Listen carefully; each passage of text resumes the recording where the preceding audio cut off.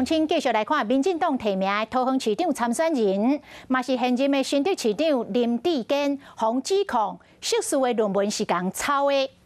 国民党台北市议员王宏伟开记者会，指控林志坚伫中华大学发表的涉事的论文，甲新竹科学园区委外标案的研究报告内容真相同，包括题目、研究的方法、文献甲图表，样样要一模一样。上界含的是参错字嘛同款。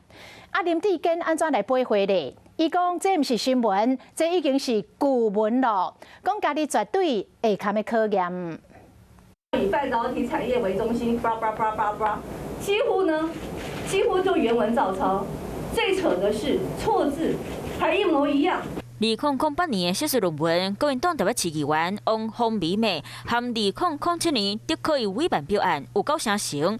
比对两个资料发现，林志坚的硕士论文以 TCSI 模式评估国内某科学园区的民众满意度，那题目和德科委办的报告特别相像，内容目超完全同款，就和研究方法、文献、构图拢同款。这论文敢若是抄别人的。中华大学要重新启动调查。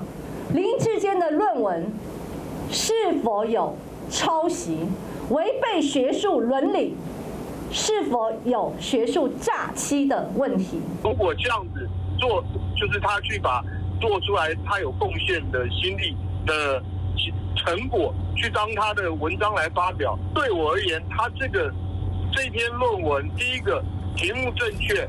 第二个可行。问林志坚硕士论文的指导老师对林志坚敢有参与德科研究案无加做回应，讲强调老师指导研究生论文是正常的代志。中华大学嘛出面回应，照本校博士学会论文抄袭处理重点，博士论文涉嫌抄别人的，经过别人检举，或者是别个单位调查的人，教务处会成立审议委员会处理涉嫌著作抄袭检举案。很离谱。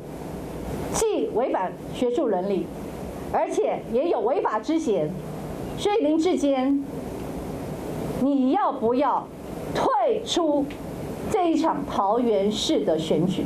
国民党议员出面指证，林志坚私底下回应，讲这已经是过去的代志，家己绝对担得起这个考验。不过，这打后民进党定调参选桃园市长，想到说表硕士论文敢若是抄别人的证据，这个事件可能让林志坚的选情出现变数。